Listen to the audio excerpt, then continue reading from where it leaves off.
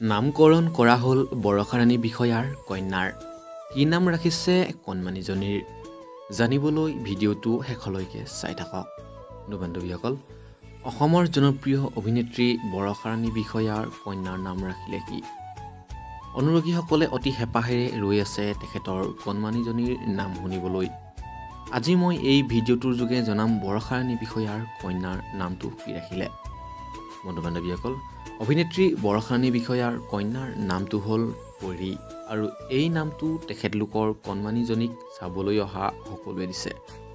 এতিয়ালৈকে বৰষাৰাণী বিষয়া আৰু ভাস্কৰ বৰুৱাৰ লগতে ঘৰৰ অন্য কোনো ব্যক্তিয়ে কি নাম দিছে অভিনেত্ৰী বৰষাৰাণী বিষয়াই আমাক জানিবলৈ দিয়া নাই।